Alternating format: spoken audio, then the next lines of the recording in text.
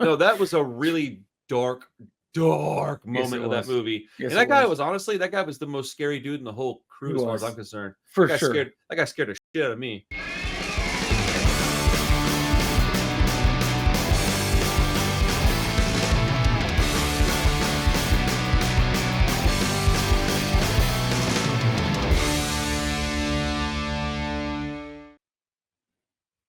What's up, everybody? How you doing? Welcome back to the Punk Rock Review Podcast and possibly Horror Hangout. I don't really know. We're just doing things, man. So if you're one of the OGs, dude, welcome back. Regardless, thank you for hanging out with us today. I got my buddy Steven with me. This is one of my best friends in the world, and we do this thing where we watch movies. He's not really a horror movie guy, and so he's just jumping feet first into the deep end with me, and we're watching movies, and then we're talking about them. Dude that's watched a bunch of them, dude that hasn't watched a bunch yet. So it's a good time, man. Today, we're going to talk about The Green Room. We'll get started in just a moment. Steven, how's your day going, bud? I'm good, bro. Thanks for having me on yet again. The only time I watch horror movies is because of you, so... You're welcome. Yeah, I mean, honestly, dude, there hasn't really been too many that I was like, nah. Really? I mean, really, well, couple. There was that one where they were filming an exorcism and it got too real on set, and it was just some low budget random movie, and I actually really liked that movie. I have no idea which one that was, but I love horror movies. I just watched one called so horror movies to me is a big tree, and some of the branches are like exploitation, blaxploitation, nunsploitation. But there's a one called wait, I'm sorry, did you say nunsploitation? Yeah, bro. Oh, we're okay. All right. I already got our next movie picked out. So maybe there will be one I won't like. No, you'll love it. It's awesome. Wait, are you just okay? What's the beef? No, I mean the fucking nunsploitation horror. Yeah. I have no idea what that is, but hot nuns in sexual situations. It's awesome. Yeah, that's all right. Hey, I'm in. I don't throw in some demonic possessions on top of it. I mean, it's a win-win-win. No, I don't question what you tell me to do, man. I just do it. I don't question. But yeah. Anyway, some of that stuff is exploitation, specifically 80s, 70s, 60s. And I just discovered this movie called Intrepidos Punks, and it's a Mexican. Exactly, bro. That reaction was exactly what you should have. What, right. Dude? I watched it yesterday with my wife. No, 2 days ago. Yeah. It might be the greatest movie of all time. Oh, Jesus. We're going to review it then. We're going to have to. So anybody that's seen that before that's on this channel, just lips sealed, please, until we do the review. It's so ridiculous, man. There's a song that is played throughout the entire movie. Their soundtrack is one song. Oh, I can't wait. Dude, is this subtitle? Yes. Yeah, dude, you don't need the audio. I have to learn how to read between now and then. So you don't need the audio, man. That movie is not about the audio. Not even. I can't wait. Hey, I'm gonna turn my fan on 1 second, and then we're gonna talk about this amazing film. All right. Very long headphone cable. Let's go. All right. Yeah, dude, this cable goes all the way across my entire office. I did that. Go. No, that was very much on purpose. Okay, so let me go back to this fella's name, because I for some reason I thought it was a different director, but it's Jeremy Saulnier. Okay. He did Blue Ruin, but he also did a movie called Murder Party. Did we ever watch that together? No, but it does sound familiar. I know Josh and I have watched it together, and so is Chris and Hugh, I believe. So all your best friends but me, so thank you. Right. Well, it's super low budget horror, but that movie is the first one that I discovered by him. No, actually, Green Room was the first one I discovered by him. But then I watched Murder Party, and then somebody was like, "Oh, that guy did Blue Ruin." And I was like, "What's that?" I go back, I watched Blue Ruin. The same dude is in all of it. I'll explain in a minute. Which dude is it? It's the main guy? No, okay. You know the guy that whenever shit goes left, and that one kind of shorter skinhead dude that looks like he's clearly in charge of some stuff walks up, and he goes, "What the man?" That guy is in all of his movies. The guy that got the laces at the halfway through the movie or whatever. I can't remember. My memory is so bad, bro. Yeah. But he's the shorter dude. Here, I'm gonna tell you his name. Let's see. He's a spoiler. If you're watching this, there's gonna be lots of spoilers. I take it. Yeah. Oh yeah. He survives at the end, right? He just walks away. Is that the guy? Yes. Okay. Yeah. That guy is in all of his movies. So that when I saw he was in Blue Ruin, I was like, oh, I'm interested. And then I was like, wait a minute, that guy's in another movie I like. And then I was like, oh, it's this movie called Green Room. My buddy was like, dude, same director. And I was like, I mean, it blew my mind, bro. This guy. So it all just came. It wasn't on purpose that you went after this director. It just all kind of came together. It just came together organically. I really love his movies. Like all the movies I've seen by him are fantastic. Blue Ruin is a freaking great movie, but Murder Party is one of those ones where it's like it shouldn't be as good as it is. It has no business being it's low budget. It's people you don't know. And I mean, that's the same with this, right? I mean, no, this one's got some people in it. Well, it's got one person for sure, right? Well, no, dude, Green Room's got. I mean, Antoine. Yeah, which one was Antoine Yelich? I forgot he was in this movie. He was the one that was like the little scaredy cat punk kid that was always scared of stuff. Couldn't answer the question about who he'd take to the island. So the main guy. That's Antoine Yelich, yeah. And then and then R.I.P. by the way. R.I.P. Yeah. Anyways, but the blonde girl is Imogen Poots, man. She's I know her. You're right. Okay, so you got Patrick Stewart, Imogen Poots, you got Antoine, whatever the fuck, and then you got Maybe from Bluth. Right. Well, then you also have the dude that was in Blue Ruin, and so you got people that at least in my circle. No, you're right. You're right. Lots of people that I recognize, but this is still an indie movie. This is Jeremy Saulnier's. Excuse me, I hope I'm saying his name right. Saulnier. It's his version of an exploitation movie. So I did a little digging on him very, very late. I should have done it much sooner. Turns out he is an old punker. Because I was always wondering by watching this, I was like, he got enough right that like he had to know something. It felt authentic for sure. Yeah, so he's an old punker, skate punk from the 90s and 80s rather, and like punk rock guy from the 90s, and it explains a lot of the dialogue in this movie. So basically, this came out almost 10 years ago, like 2015. We get a movie called The Green Room, and it's like a grimy, dirty, like I would call it a horror movie, but it's also an action horror movie. And the reason that it got notoriety in my circles was because it had Patrick Stewart in it, and people were like, "What's Picard doing in this horror movie?" Turns out he's like a real piece of shit in this movie. Yeah, and I mean that's what interests me. That's how in my circle. I mean, I'm a big star. I have a Star Trek podcast. That's so dope. That's how cool I am. And when they told me that Patrick Stewart was a main Nazi villain, I'm like, okay, I'm in. Like 100%. Say no more. Or as the kids say these days, say less. Say less. But yeah, so the movie starts out with this punk band. I can't even remember their name.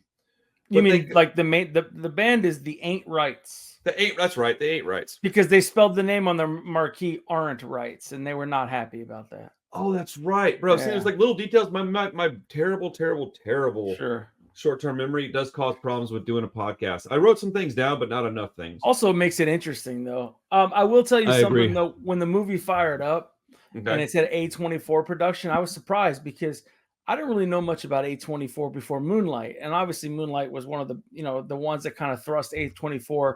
And this is before A24 started actually creating originals. Right. This was back when A24 was just kind of like producing the indie films, and it was just going through them. And then, when A24 got into, is it black horror films like Get Out and elevated horror? But I mean, you mean like black as in like as in African American, all black people that are like on the production crew and the actors, the writers. So I just call that a Jordan Peele movie. Like I don't know that that's like I don't know. I genuinely don't look at things like that. Yeah. Typically, like I guess I kind of do. It definitely has Get Out, and they all have a different feel to them. What's the other one where the family was like Us?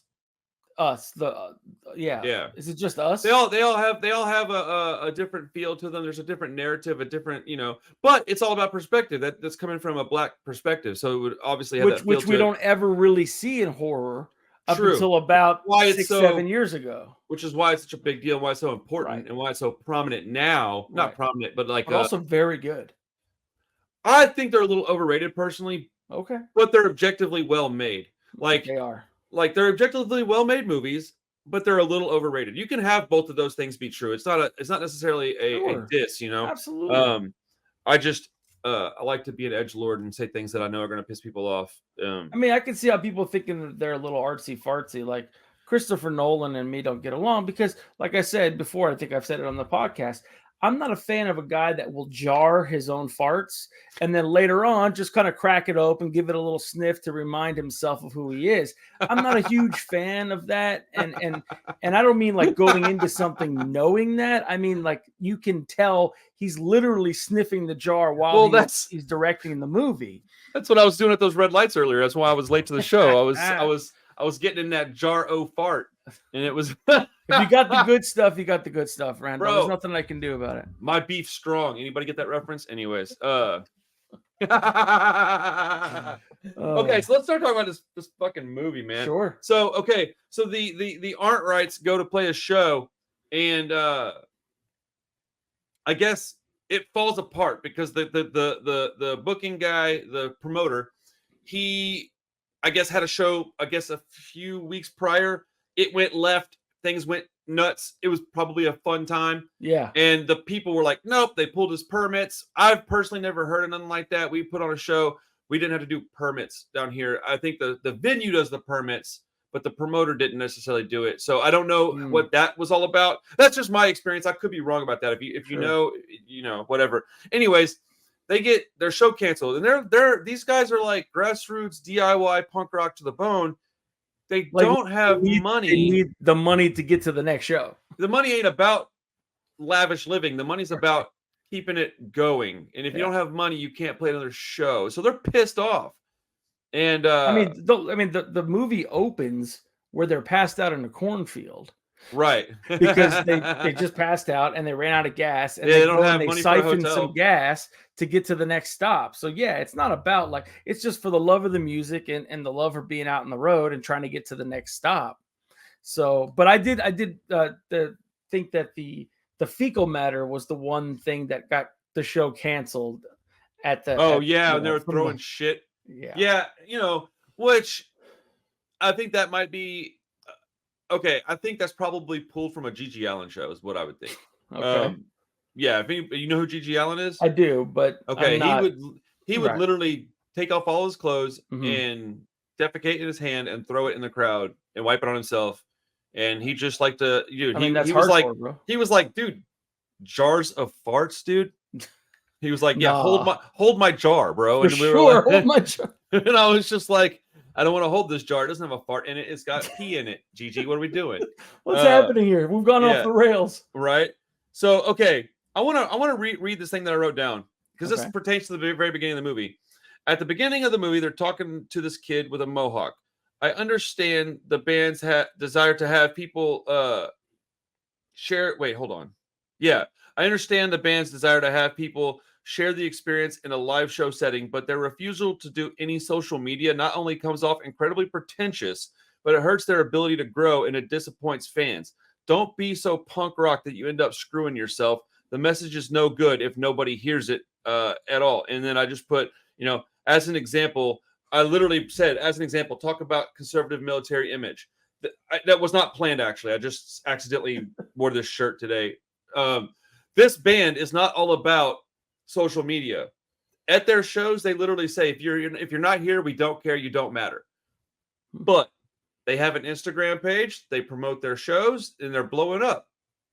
You have to use the tools provided to you. My only point is that really irked me when they said that. It was like, oh, stop it, man. And then they were giving the guy shit for having a mohawk as if they were somehow too good for mohawks. Yeah. That's how I knew the guy was really into punk rock, is because that's how a particular kind of punk behaves. If you're that kind of punk, fuck off, man. Like, stop with that shit. I don't rock a mohawk. I got a little battle vest. I got a hoodie with some patches on it. Dude, punk rock and fashion, sorry, dude, they go hand in hand, man. Like, they just do. Just because you don't like it doesn't mean you have to give it crap, dude. We're all in the same boat, man. We all hate the man. We all hate, being held down by, with boots on our neck and being told what to do all the time. Like, why do we have to argue amongst ourselves? It's ridiculous, man. Anyways, that shit really irked me, man. I don't know if you got that at all, but it really bothered me when that was going on in the movie. Well, here's the beauty part about that. They address that at the very end, and it, like you said, as they were doing it, I'm like, oh, how punk and how grungy are these kids if they're being super judgmental about everything that's out there? But at the end of the movie, when they all thought they were going to die, they literally told their actual real island band, yes, You see what I'm saying? Like first of all, when I was watching it, I was like, damn, what would my island band meet? And I said Simon and Garfunkel. And I was like, holy shit, when maybe Bluth, I don't know the actress's name, I'm sorry, but I know her from that show. No, you don't know what I'm talking about? No, I don't. There was Arrested Development. Okay, I never watched that show. Yeah. Well, I anyway, kind of have an idea. What character is she in the show? She's the only girl that was with them initially. Oh, wait, that is the same girl from the movie. What do you mean? Wait, the girl from Arrested Development, that's the same girl? Yeah, yeah. Bro. That's the girl that's in the band. Okay, so since I didn't watch that movie, I was like, man, why is she so familiar looking? Or that show, rather, excuse me. It's because she was in that show. Dude, that makes me... Thank you for clearing that up. It was driving me nuts, dude. Okay, well, that's awesome. She's rad. And that's how I know her as maybe, that was her character's name, maybe Bluth. Got you. And she just stops and she looks at everybody and she says Simon and Garfunkel. I was like, oh shit, that's mine. Which I don't know how much more punk you can get than Simon and Garfunkel, but not much. I do love how they all went down the line and admitted that they were being pretentious and just picking, except for the one dude that goes, mine's still the Misfits. I mean, that's a valid pick. Yeah, mine will always be Rancid. For anybody that's asking, it will never. Let me repeat myself. It will never change. I wish we could go down the list of the ones they did pick at the beginning, because two of them picked Misfits. I remember that. And one of them picked Flanagan's band, Harry Flanagan's band, hardcore band, New York. Doggone it, man! Hold on. They're probably yelling at you in the comments right now. No, they really are. Yeah. My memory is just terrible. As soon as I see this, I'm gonna be super pissed. Not Harry. Did I say Harry Flanagan? I think you said Harry Potter. I did. Yeah. Harry Flanagan is literally my uncle's name.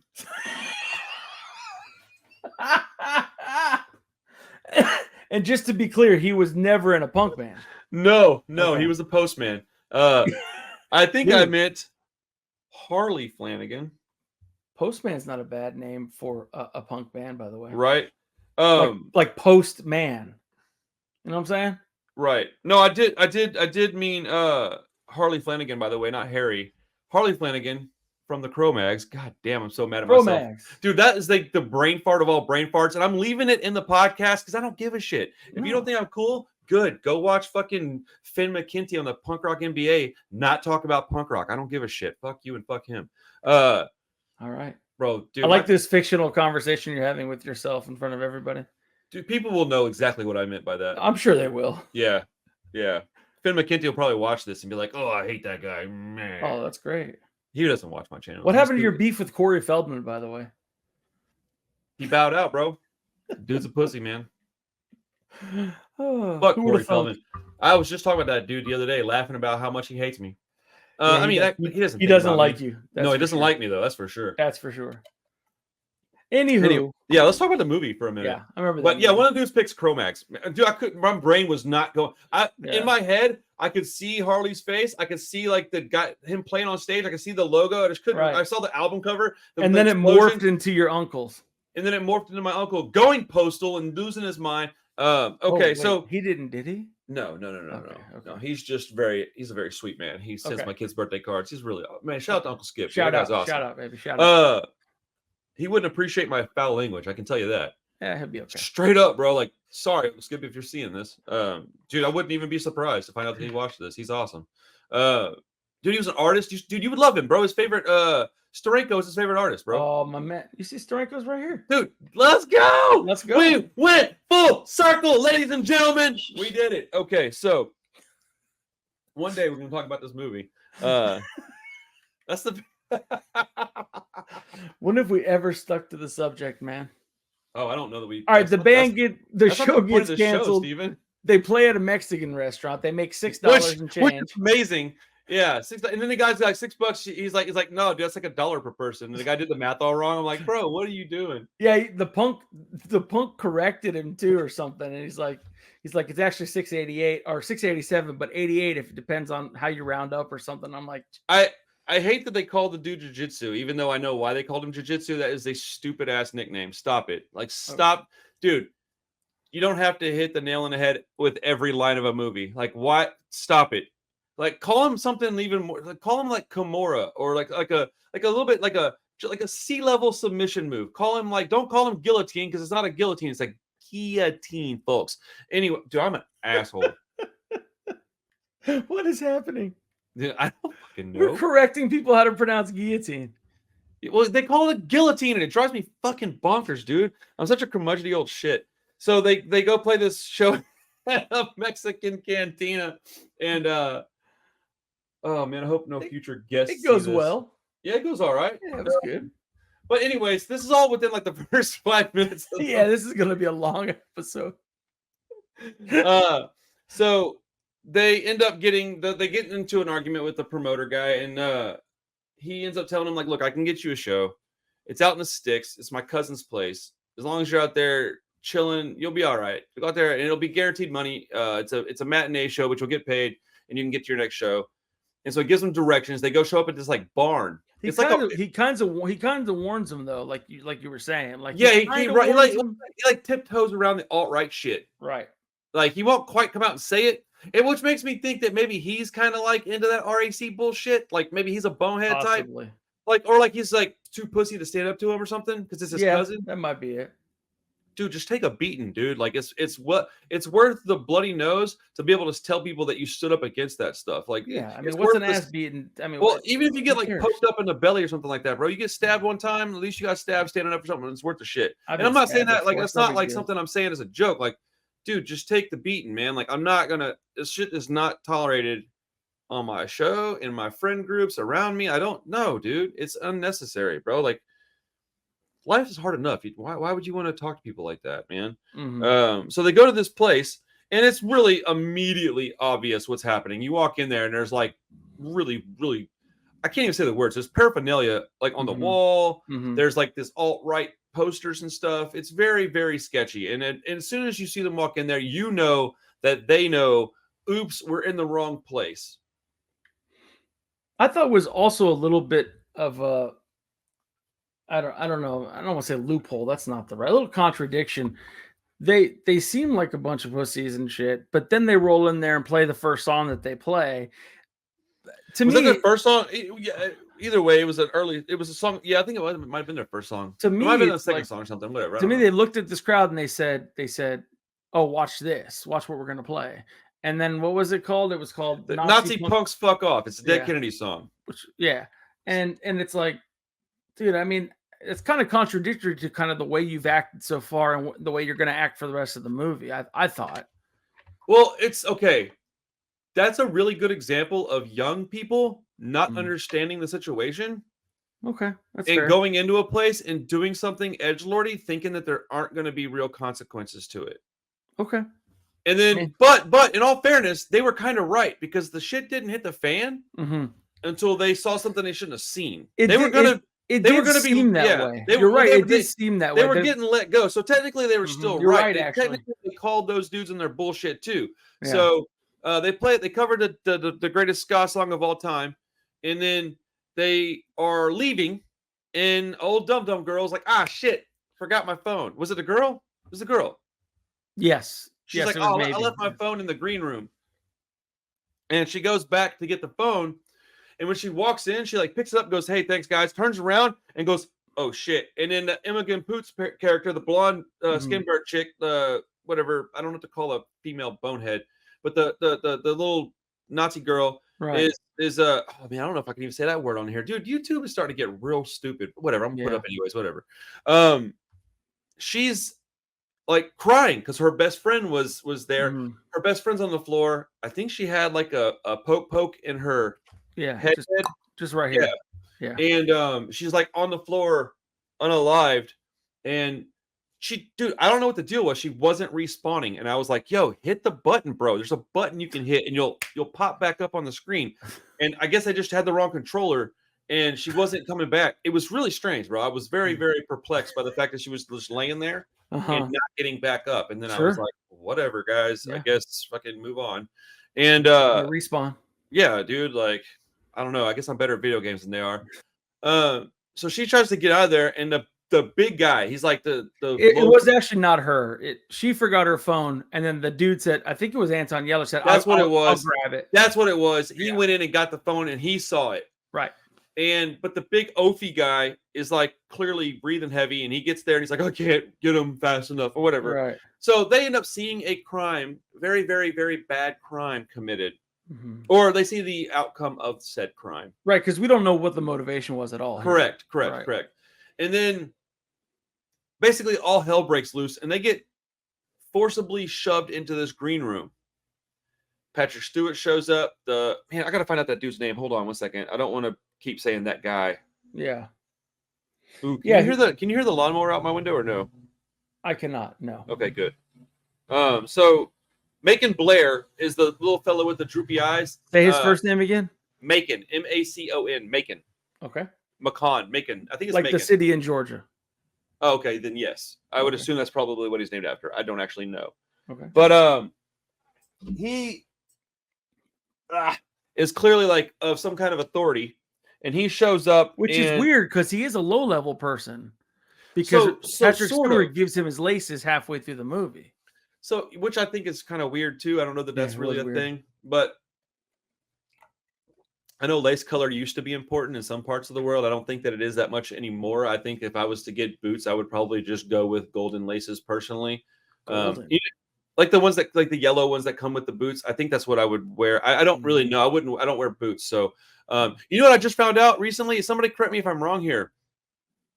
All of the skinhead guys that I've ever been friends with have worn these like oxblood, like deep maroon red Doc Martens. They've all worn them, and I've never known why. I just assumed that they thought they looked nice, right? I read somewhere recently that it was because back when they started wearing those boots to begin with, the police also wore like boots, and they wore black boots. And so to be different from the police, they started wearing the oxblood ones. Now, I don't know if that's true or not, but I thought if it is true, what a badass reason to wear like oxblood docs, man, is to be like not associated with the law. Like I'm still going to wear boots, but I'm not going to wear the ones that you got on. Right. Like I got to wear something that do what I need them to do, but I'm not going to represent the shit you represent.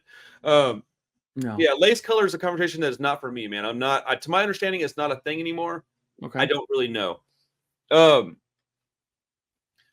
they get put in this room, and this is where most of the movie takes place. Or I say a good half of it. Yeah. A good half of the movie takes place in the literal green room.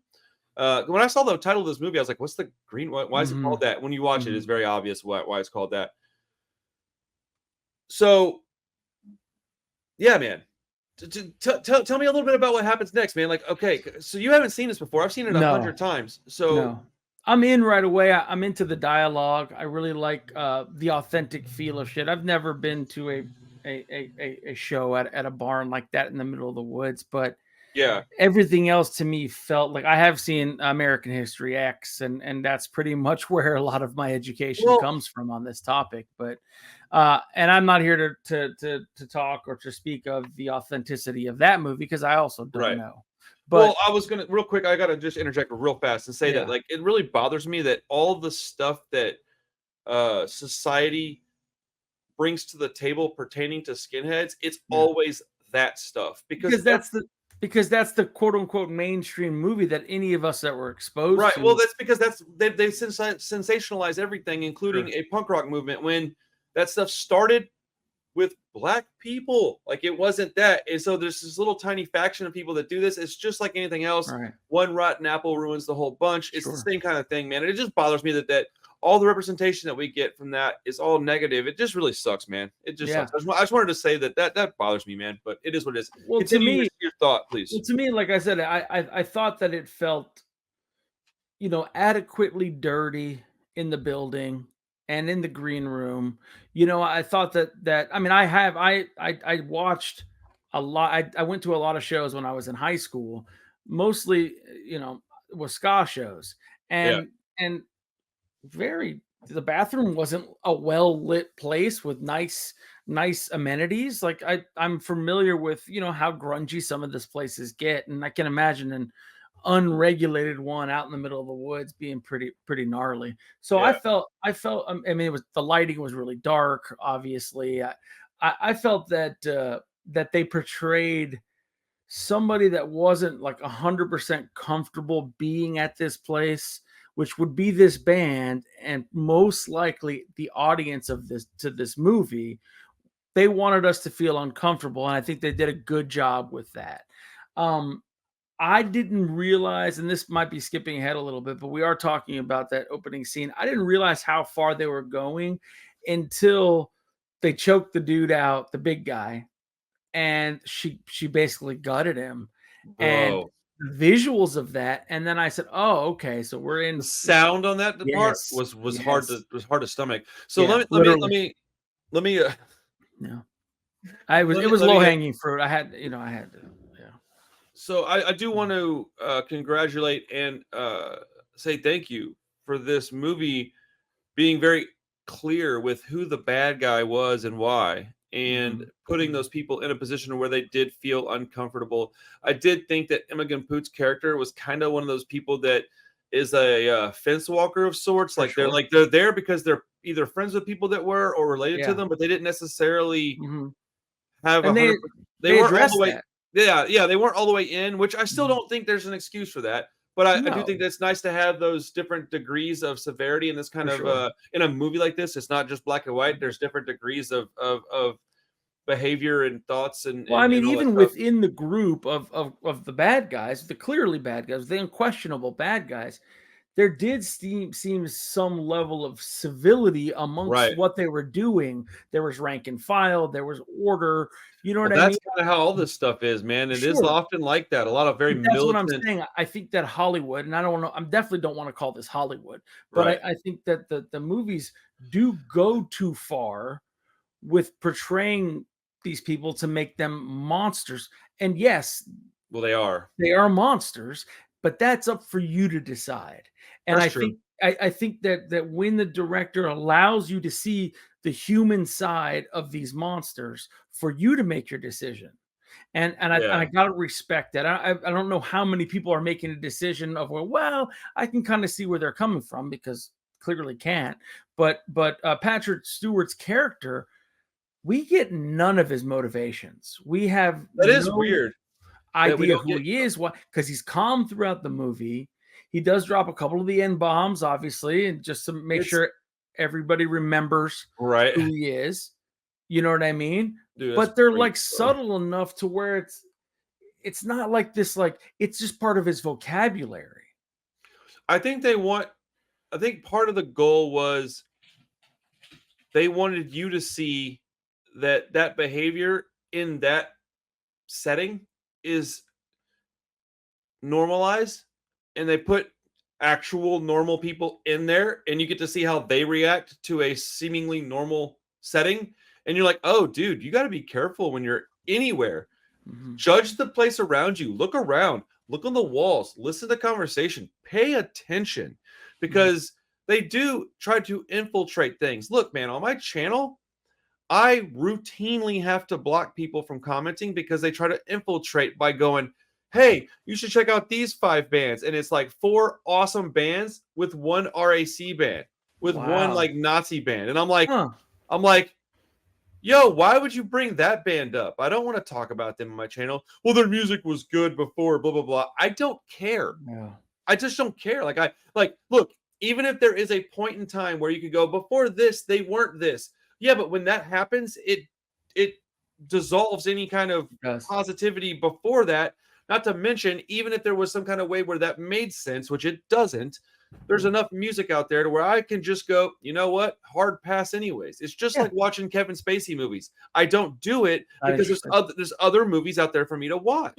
I'm a I don't huge listen. Buffalo Bills fan, and I grew up in the '70s, and I was like, man, this OJ Simpson's a hell of a running back. I Right. mean, I'm not, even if he had an amazing career and a Heisman Trophy winner and all that. I mean, there's just no reason for me to ever start talking about the positives. I get It's so just, tired of people like giving me excuses for the behavior of people like R. Kelly, and oh it's like, no, look, there's no I excuse mean, for that. well, people still say it's just the music, man. I separate the art from the artist. No, No, no, no, you not that don't. one, not that one. You can't do that. And it's the same with this kind of music, man. I I don't mean, care if there's a they lot had of motivations for murder. So right.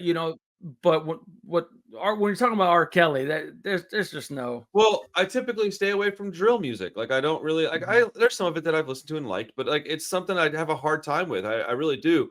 But anyways, the movie, The the movie, movie. well, the movie's incredibly well. It causes conversations like this. That's how you can tell it's a great Yeah. movie. Yeah, exactly. If it didn't bring a conversation like this to the forefront of our time here on screen together, Yeah. boy, it would be a tough way to even talk about a movie like this. If this had this subject matter and we couldn't even come up with a good, and we stayed on topic the whole time because it was just kind of like an all right movie. Yeah, And and just started talking about the the movie is, cinematography.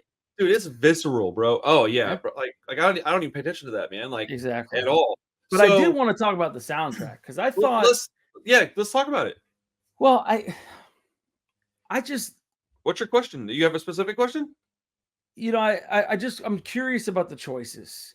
There were at least two originals, quote unquote, from the band that actually Okay. played that.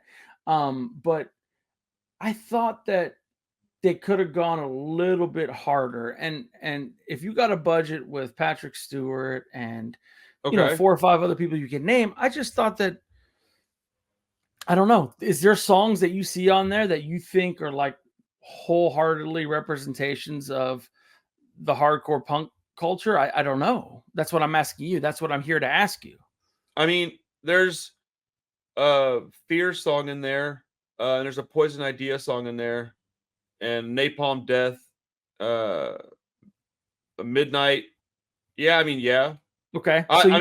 So that's what like, I wanted to ask you. Do you so think this soundtrack was representative of the well, there's scene it was trying to portray? Obituary. The music can't be 100% representative of punk rock because it's a movie, and in a movie like this, you're gonna have different moods, and for those moods, it requires different music other than punk. Okay, And that's even fair. in a movie like SLC Punk, there was stuff outside of the punk rock genre. Right. So my personal experience with this is that I rarely even cared about the soundtrack. I thought, But see, that was my point. That's my point. It did not, to me, the soundtrack did not aid to my enjoyment of the movie, which I think is the point of a soundtrack. And yeah, if that's what you're going for, I don't think that the guy that made this cared about that. See, that's what I was asking. Yeah. If it does that music do the job of what we assume that the director was trying to do? That's my question to you. I think that it's good that there isn't a soundtrack full of big punk rock hits and that they did focus on one Dead Kennedy song that we all kind of know and love. Because if it did do that, then you're no longer getting the story of who the bad guy is and who the good guy is and why. You're getting a story of, hey, do you get that movie that has the really good music in it? As an example, there's a movie called The Hidden. I can't hardly remember anything about the movie, but I can tell you that the movie has an amazing soundtrack. It's a bunch of thrash metal music, right? Okay. I don't want that from the green room. I want the story. Okay. So that being said, I understand where you're coming from, and I do kind of wish there was a little more music in there. But like, what kind of music are they going to play? They can't play. The thing is that you can't have a bunch of like really quality, great, like just good punk rock music being played in a venue like that. It just sends the wrong message. Well, I don't mean the venue. I just mean if it's in the movie and they're in that place, yeah, it just it's kind of gross, right? So if you're playing a song that's from a band that allowed you to use their song, and you play it on the scene where the dog is literally eating the guy's throat, right? Then that would kind of I would be pretty pissed off if I was the brain band. would make you say that song is there representing this act, right? So like, what if at one point in the movie, two of the bad guys are talking and they're trying to come up with a plan, right? And the sound guy was like, hey man, I got this song. It fits the mood of these dudes trying to do something. And they had this they're really, really behind their like motivations and their beliefs, right? Even though they're bad. And the guy's like, oh, okay, what kind of music you want to put back there? Like, man, let me look through my music, dude. Let me see what I can come up with. And they're like, yo, dude, I got a really great song. It's called True Believer by the Bouncing Souls. And they're like, oh, okay. And they're like, it kind of fits, like the title of that song might fit. Hey, you know what? Let's put that in there. And then so you see these two bad guys talking about killing these dudes for being anti-racist. And in the background, you hear like, yeah, I'm a true believer. Whoa. Now you associate Bouncing Souls with that, like so. I can't imagine that. Okay, they probably thought that they probably had some music that they were going to put in the movie, and they were like, "Wait a minute, let's not do that. Let's not even go there, because it's really hard to have that kind of music in a movie like this, and it has to be very overtly anti something for it to be very clear what you're saying, because you are a director of a movie. You're not in the punk rock scene. You will piss off an entire like community of people by doing it wrong. So I think for that reason they probably made the right choice. And I don't know if I'm even right. I'm again, this is just coming from my perspective. I don't claim to know anything or be anything. This is my opinion on it. But it is really obvious that they did not create the soundtrack with the thought of being able to sell the soundtrack when they were done making the movie. And I liked that, because Right. again, the focus is on the story and not the music. And oftentimes when you get like well, shit, dude, even something like SLC Punk, man, like they could have done the same. They didn't even really do that with that movie, and because it wasn't about that. It's about the music to a degree, but it's about the people. Because in the end, it's capitalistic, and I don't know that that's the real reason why. I just think it's I'm just saying. But in the end, putting popular songs into your movie at certain moments to say, hey, the studio gets to sell a couple extra albums. It is a little weird. Yeah.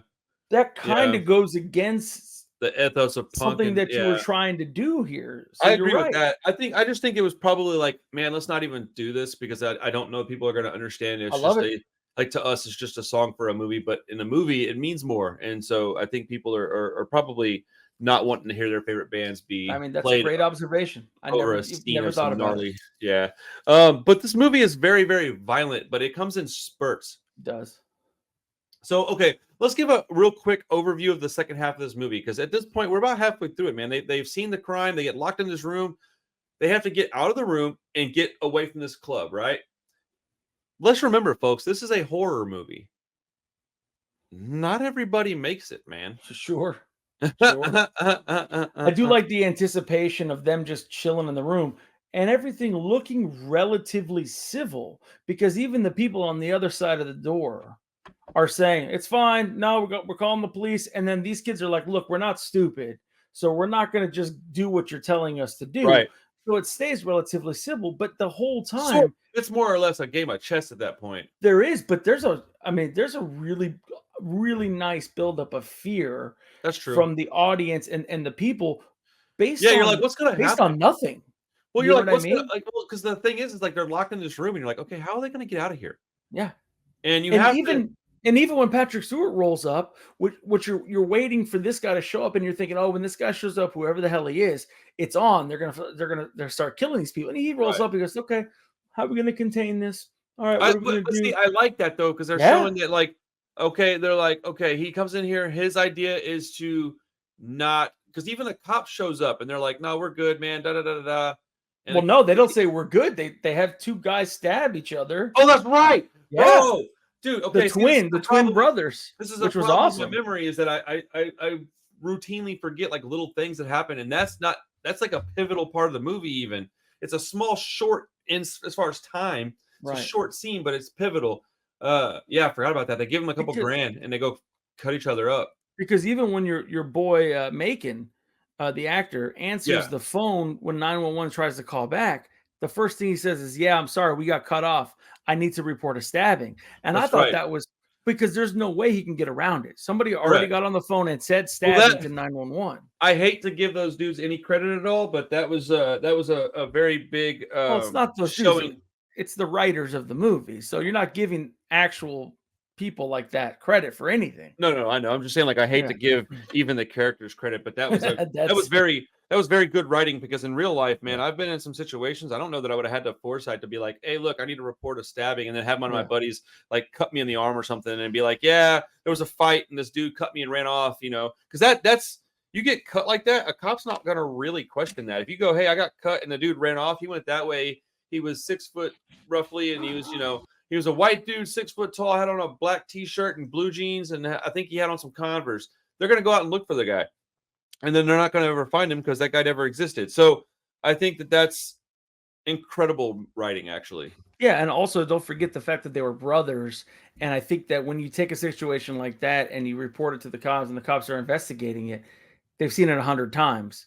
siblings like that family are obligations, yeah. exactly, which they might kind of let it go a little easier. Right, You know what I right. mean? Yeah, So and then it you is. have these guys who look like they're like running a business. The cops don't know, or do Yeah, they might? I don't actually they know. might. You're Cops, right. I wouldn't trust the cops as far as I could throw them. I honestly would expect the cops to be in on it, but whatever. But But they didn't even go in on that because it didn't matter, which I like. right, You know what I mean? The writer decided to focus on this one, the green room, like this yeah. one situation. Well, what was the first point in the movie where you were like horrified and you knew things were fixing to get really, really messed up? You know, There's a point in the movie where I was like, okay, I guess this is how we're going. it just has to be the scene where she splits the dude's stomach open. Like, Oh wow, okay. well, I understand that that's the wrong side of where I think that we're No, no, going. no, no. That's not what I thought you were gonna say. But I just has to be where I thought, oh, okay, so this is a horror movie. That's the first time my brain Okay, okay. made this Yeah, yeah, into a yeah. horror movie. Okay, You know I what like I that mean? answer. I like that answer because So, mine was whenever old buddy puts the gun out in the hallway and then they don't yeah. Oh they God. don't do the switch and he tries to pull it back in and they Yeah. start hacking at his arm Yeah. with a machete and then Mhm. it brings it back in and it's very quick but it's very It's just very graphic yeah. and his arm is in basically in pieces and he starts crying and it's so you're like yeah that guy would definitely be I mean I might just pass out I don't even know if I could Sure. stay standing Sure. but that's when I knew oh, the writer of this movie, we're not gonna get out of this one unscathed. Sure. Like, if the lead actor or one of the lead actors is getting his arm filleted, then we're Yeah. probably in for a For a rough little bit go. of a ride. I do like the Yeah. fact that he apologized for not being able to pull the gun back in, and his friend's like, "Bro, you lasted way longer than I would have lasted." Well, that was them being bros. Like that was some bro shit. Like that was But your that was dudes. real though. No, that's what I'm saying. Like that's your homies, dude. Like Yeah. I would feel horrible for like letting go. And then if my friend had to go through that, I would also be like, bro, what are you talking about, man? You're a champ, dude. Like, uh, And then yeah, he man. tells the story, which I loved. He names this guy's name. It's not Ricky Stenicki. Ricky Stenicki's a stupid John Cena movie that just came out. I love Ricky Stenicki, Dude, bro. my wife does not like stupid comedy like that. She freaking loved Ricky Stenicki. I don't It's a know why. stupid movie, but I loved it. It's yeah, and she loved it too. But anyway, I love Cena, so I don't really care. But dude, when he starts to tell that story, when he goes, Ricky somebody, whoever, and he tells the story, and I was like so excited. Wait, what story is he telling? Okay, so he's basically they're all sitting there talking about, look, we're gonna die probably. Right. We're not all gonna make it out of here, but we got to do something. So he starts to tell a story about this kid that they all kind of knew when they were growing up. And this kid was the guy that was going to put together a birthday party for one of their friends. And what happened was they didn't have enough people to like rent the whole place out. Okay. So these ex-Iraqi war American Marines joined the party to fill this paintball group. And these dudes are like hardcore. They're like using Yeah. hand signals and stuff, and they're lighting these dudes up. Yeah. So he's telling this story, and that they cut him off. They're like, dude, we don't care about this. And he just stops talking. And obviously, if you've watched a movie ever in your life, you know that he's going to finish that story at some point. Right. And Yeah. and I kind of already kind of understood like where it was going with this guy, because I'm a huge fucking fan. I don't know how to describe it, but I'm a huge fan of like an underdog character that's got nothing everybody to wants lose. the underdog to win, man. But he's got nothing to lose. He throws all caution to the wind, and that catches the tough guys off guard. Right. Because they're just like, you know, and I man, dude, I loved it when he got to finish it, and there's only 2 of them left at that point. Right. And, Yeah, and dude, the end of this movie is rough. And I know we're fast forwarding it, but at that point there's only 2 of them left, and he finishes the story, and he goes, well, it's not relevant anymore. She's like, I don't care, I want to hear it. So he tells the story about this dude Ricky was tired of getting his ass whooped and getting lit up, and he says, I don't give a shit, I'm going. And he just went guns blazing out in the middle of everything, and he ended up getting all of them because they were all prepared to like do all these tactics. Yeah.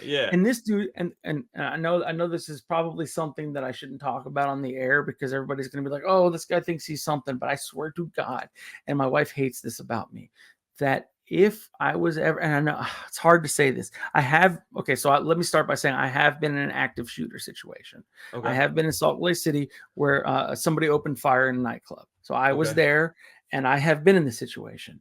And for some reason, something happens to me when that happens. And I don't know why. Things slow down. I get real practical and real logical. And it's a strange, I know another person like that. I believe you. It's a strange superpower that I have. But I told myself that if there were ever in a situation where there's a single active shooter, the first thing I'm going to do, and man, I hate saying this on live. Nah, when bro, you're people are good. listening to it. Who cares what they think? But I'm going to take my shirt off. And I'm just going to go, and I'm charging, bro, because I don't care what the fuck this guy thought of and how long he's planned it. He did not plan for that shit. No matter what, he did not plan for that shit. And he'll get some rounds off. He will get some rounds off. Maybe. But how accurate are they going to be, bro? How accurate are they going to be when this fucking 400-pound dude, the blubber's flying, and I'm just, he's not going to understand what the hell is I happening. thought you were going in a very different direction than that. Nah, so bro. I commend you for A, catching me off guard, but B, that's no. In all sincerity, when I get there, I'm putting my entire weight on him, and I'm staying there until somebody comes to help me. That's the thing, is that if somebody's doing that, and you just run at them immediately, they're usually very unprepared for that, especially when it's a cowardly thing they're doing anyways. Because if I'm going to die anyway, or if 12, 15 other people are going to die. If it's me and 12 people, or just me, and it's me anyways, I'm just going to let them live, bro. And here's the thing. I got a lot of room where you can hit me with bullets, but not all of those are going to be fatal, bro. I mean, you're not wrong, but I'll be okay, man. There's a 1 in 10 million shot where he's going to get me here. What it is, what it is. But I got to take a shot, bro. I can't sit here and cower behind. I don't want to go out like a punk, dude. Like, I don't want to be like, nope, ain't me, bro. I'm it's not even about being a tough guy. And I swear to God, no, it's about not being a coward. It's just like, I'm not going to sit there and let this guy go to fucking plan of this thing. I'm going to come over somewhere and kill these innocent people. I'm going to do this. No, fuck all that. You're going to have to deal with this situation that you did not expect. Well, and if you come out on top, then you come out on top. But I can't, like I said, everybody who's watching this is like, dude, this guy's a pussy. He's going to shit himself if it happens. But I'm just telling you, man, I have this thing inside me. I have no doubt in my mind you would do that. I know you there. So that's different.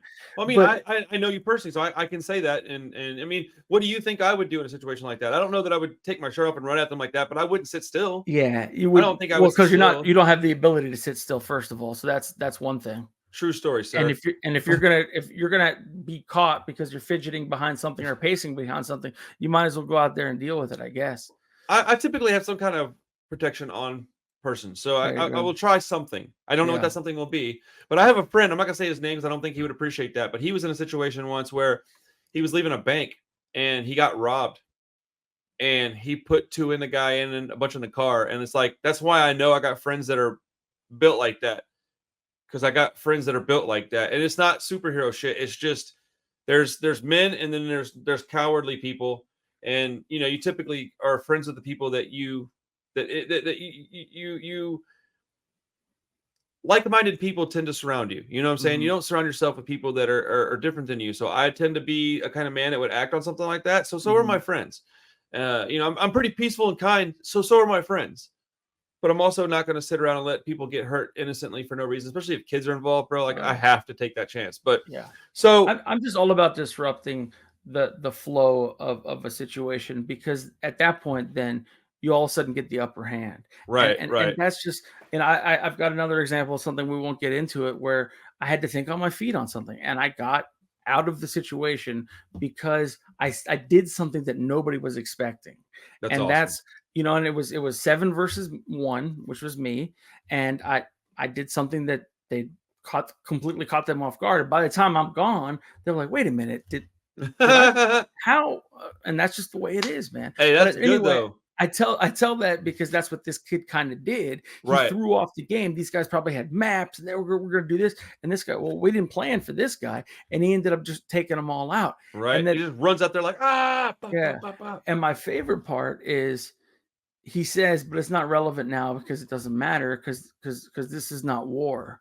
And then she looks at him and she goes, well, let's pretend it's war. Yeah, And like, what is it then? fucking next time you see them, they have absolutely unnecessary face paint on. Oh no, that's very necessary, sir. Well, it Super is. necessary, as George Masvidal would say. It is necessary because it puts them in that mindset that they Right. needed to be in to do this. And I think that kind of writing is hard to do unless you kind of have a mindset similar to the example of what I just said. Like, Well, caution, throw caution to the wind, disrupt the narrative. And that's based what they on, did. excuse me, based on this guy's movies, he's a pretty intelligent individual. So I don't doubt for a second that he thinks like that. Let's I have about 20 more minutes. Let's kind of wrap up the movie talk a Okay. little bit. All right. The end of this movie, like almost everybody dies. All Mhm. right, except Mhm. Anton Yellick's character and Imogen Poot's character. On both So- sides, by the way. Yeah, on both sides. When I say Mhm. everybody, I mean everybody. Yeah. Patrick Stewart, when he gets pinged, he's like, "Ugh," and it goes. Yeah.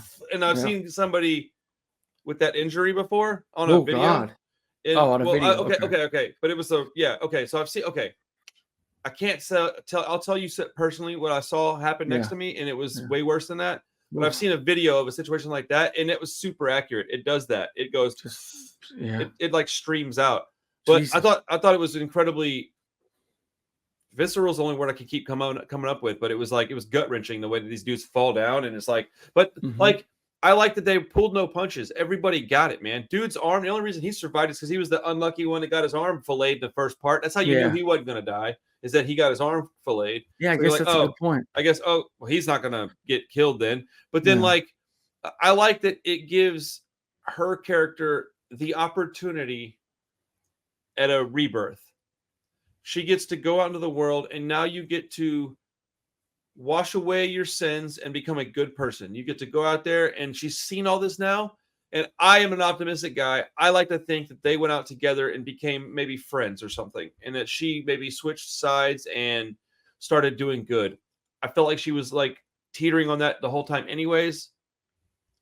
Maybe I'm just being an idiot. I No, don't I know, mean she but was, but it felt she like was that to me. she was teetering the whole time, and I think that night kind of reminded her of the company that she kept, and about Right. how she's probably never going to do that again. We did.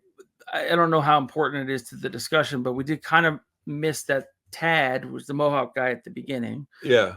His cousin.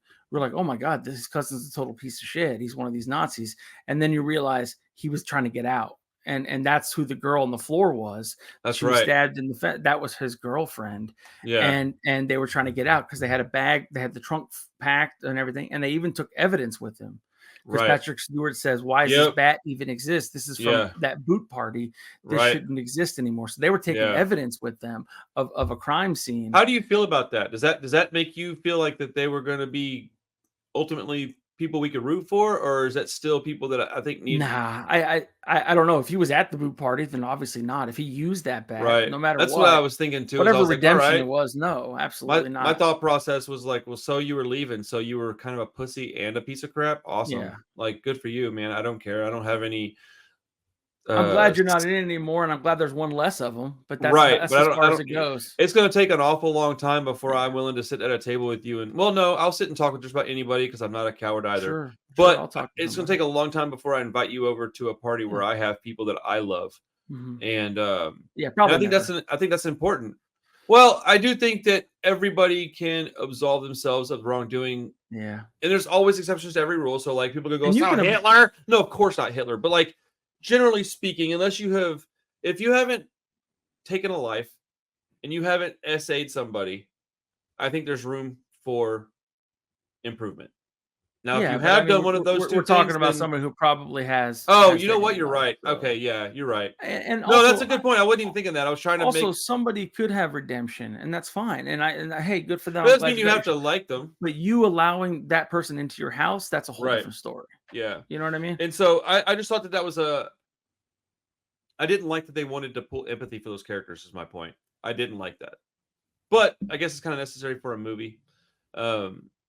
Overall, I thought the movie was pretty accurately portrayed. I liked it. I love this movie. So I mean, I like that they had the courage to go in there and play that song in front of those people, because I feel like that was, while a little bit, I didn't know if I believed it, but it was, Right. but I did think that it was representative of how I would like to think I would behave, and that I don't know. I just thought it was appropriate. So I mean, you know, I mean, obviously, it took a huge level of courage to do that. right. Hey, look, we're desperate. We need money. We recognize that us playing here is a very shitty fucking thing. So to try to make up at least a percentage of that, we're gonna play this song. Right. Well, because you're stuck between a rock and a hard place. You're in a catch-22. You have to go and get money to get to the next place, or at least to get away from there. Yeah. And so you're in a really bad situation. That's really the definition of just a bad, like, how are you going to get out of that spot? Dude, how about the dude that actually did the stabbing confronting one of the band members before he left, and he said, "What was that song you played or whatever?" He goes, and he thought he was just gonna smash the guy with like the real mean mug on his face. Yeah, that was like yeah, he looked like a bulldog. That guy. And then he was trying to smash. You thought he was gonna crush the kid, and all he said was, "That song went real hard, man."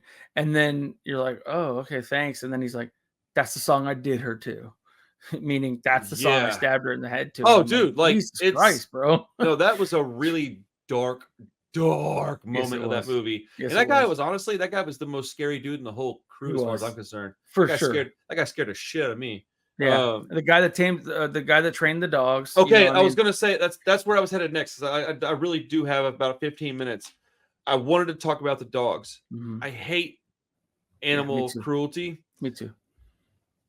But in a movie like this, I think that was very accurate. I think people like that do things like that, and I do think if it's me or a dog, bro, sorry, the pooch is getting it. But how about the very end when they both were about to shoot the dog for just walking up? He walked all that way to go see his master, and when he got there, the guy was dead on the ground, and they tried to shoot the dog because they thought they were in danger and they were out of ammo, and the dog just casually walks by them and lays his head on that guy dead guy's arm. Well, that makes you understand that dogs aren't bad. Right. It's the people that are bad. 100%. That was the point of that scene.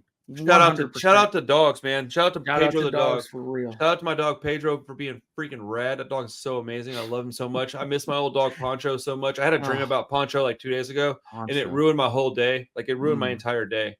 But the stinky farts, dude, man, I wish I had a jar of them. It's full circle, babe. Yep.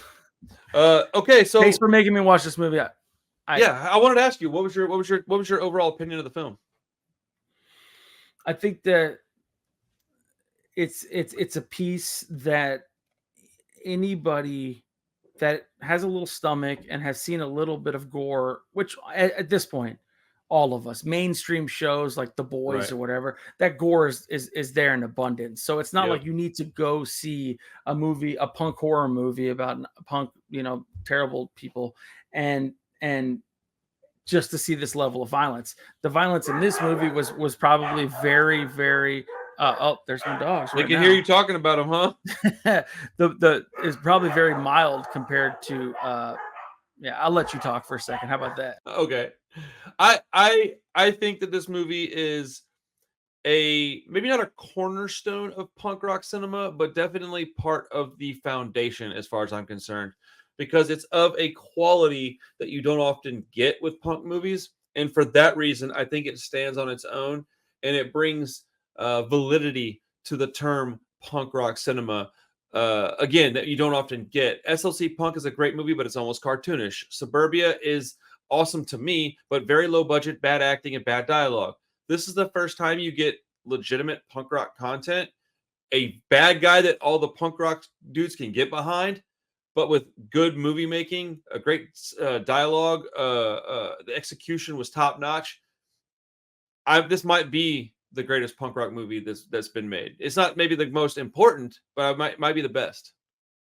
All right, what I was actually leading to was the fact that I think that the movie is accessible to all kinds of people. And for sure. I think that you don't have to be a hardcore punker, and you don't have to be this person that anything, like none of those things, like I like this or I like that. I mean, anybody can sit down and watch this. And yes, there are very hard scenes to watch, and the theme in general is something that should anger you if you're a decent person. Right.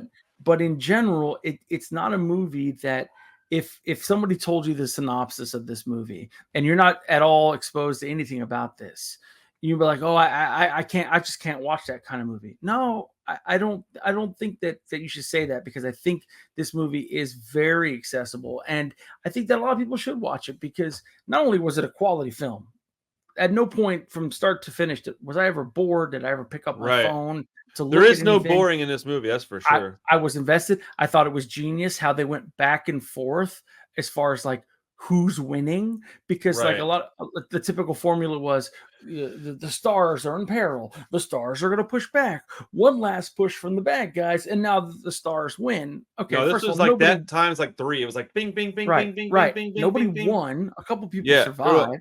Correct.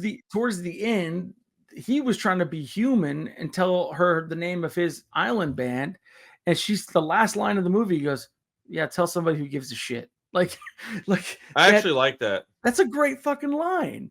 I mean, I don't know you, and I just went through this total shit, and I don't have the capacity to give a shit about what you're talking about.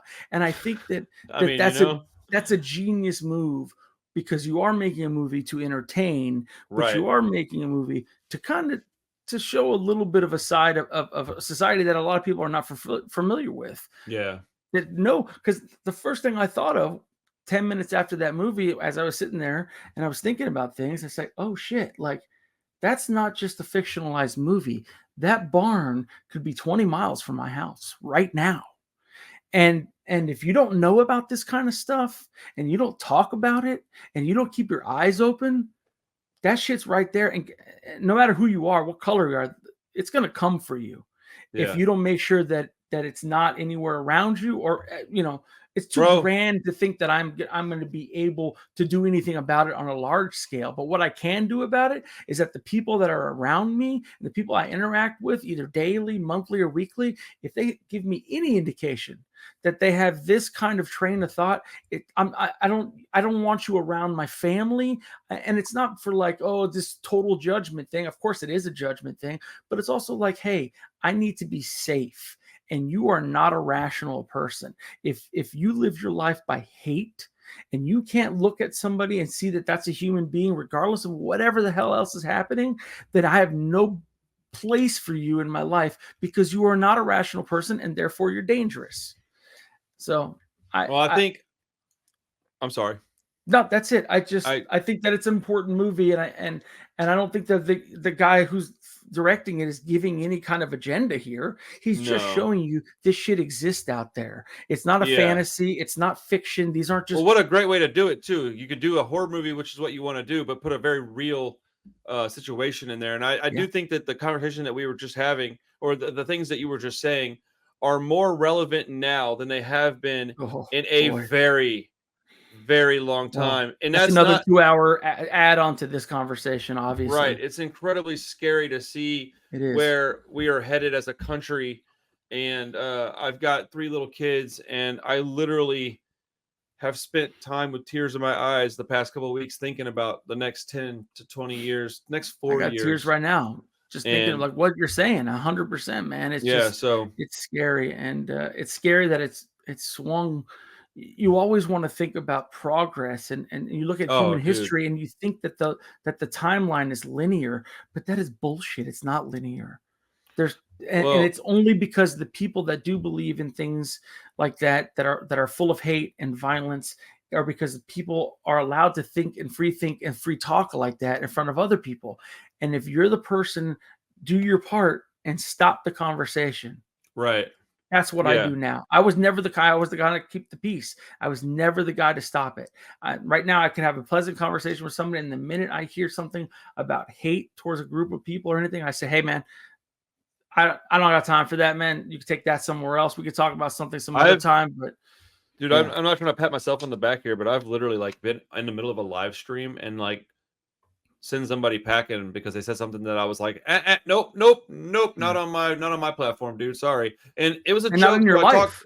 I talked to the dude, and I talked to the guy. I said, look, I know it was a joke, but I had to do that, and I had to do it publicly because I can't afford to have people even think for a second that I'm okay with that kind of talk. So he apologized and hasn't done it since, because it was actually just him thinking he was being funny, and it wasn't even super bad, but it was just one of those things where I was like, no, we're going to put a stamp on that right now. We're not okay with this. Again, it's not even because I'm some kind of awesome dude. It's what everybody should be behaving like, and the fact that that's not the case is pretty scary. But this movie is probably like a 9.2 out of 10 for me. It's way up there, man. This is a fantastic movie. The end of it is good. It an 8. Just okay. Being okay. Just real quick before, no, I'm just saying as a movie as a whole. Before we go, yeah, I want to know what would you, if you could give it one little thing that you could improve upon it with, what would that be? Man, I would have said soundtrack before you made me realize that was wrong. No, that's wrong.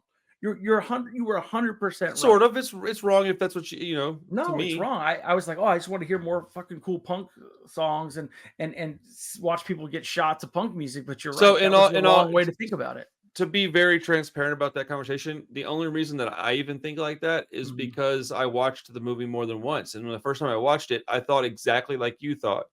And then the second time I was like, wait a minute, they can't put like Rancid in here. I wouldn't want to hear Rancid being played over one of these scenes. Like that would make me feel very good. And this guy's not a dummy. He probably understood that. Sure. So yeah, man, I'm really thankful that it took you to talk to me about being on here to watch the movie, because I thoroughly enjoyed it. So that's awesome, dude. Yeah, man. Okay. I'm gonna start our nunsploitation journey with a rather tame one. God, how many are there?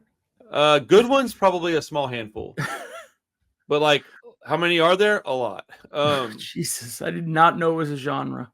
Yes, sir. It is a wonderful genre. It's a new movie with Sydney Sweeney. You know who that is? I've heard of her. Yeah. Have you seen Immaculate yet? No, but I have heard very good things about it. It's a very good movie. Really? That's probably the best nunsploitation movie that exists, in my opinion. Like, if you like that one, we will digress. We can't get better than that. There's only 2 that I really want you to watch, and one of them I may have to mail you, so that's why I picked this one. Because I didn't see it streaming. The other one, I didn't see it streaming anywhere. But or do you want me to pick something different? I can pick something else. No, let's do it. So it's called Immaculate. Yeah. And you want to do it in like 3 or 4 weeks? Yeah, whenever you can. Give us 2 weeks or above. Let's shoot for 2 weeks. And if we need to push it back a week, if we need to push it back, that's fine. 2 weeks would be great. Awesome, dude. Well, I think that one's going to be the first official podcast with you back on Horror Hangout exclusively. I might do that one only on that channel. I'm not sure yet. I'm not sure. I'm going to see what the crowd wants to do. And if the crowd deems that to be the move, then that is the move. If they want me to stick with punk rock movie reviews, we will do that. Well, and then, I think you said Disturbia. Ooh, we can do Disturbia. I've never seen. So wait, somewhere... like the one with the no, Shia LaBeouf. I don't know what that is. The one you keep talking about that's up there with some of the best punk rock movies. Suburbia. Disturbia is a Rihanna song, right? So me and my buddies just covered that, and I would love to get no. Hold on. No, I would love to get another like opinion on that, because I think that you think far different than they do. Well, let's give it another couple of months, and we'll do that one. That'll work. We'll do that one. We'll do that one towards the end of the year. It's already the second half. Good grief. Yeah, sure is. All right, brother. Well, we'll be doing Immaculate later on in I guess August. Cool, man. I look forward to it every single time, man. I appreciate it. I love your show, and I love all the stuff you do, man. Hey, send me a link to your Star Trek podcast so I can give it to my wife, please. You got it. All right, brother. All right, everybody. Thank you so much. Like the video, subscribe to the channel, and become part of the punk rock review community, man. I love you guys. Thank you. Peace. See ya.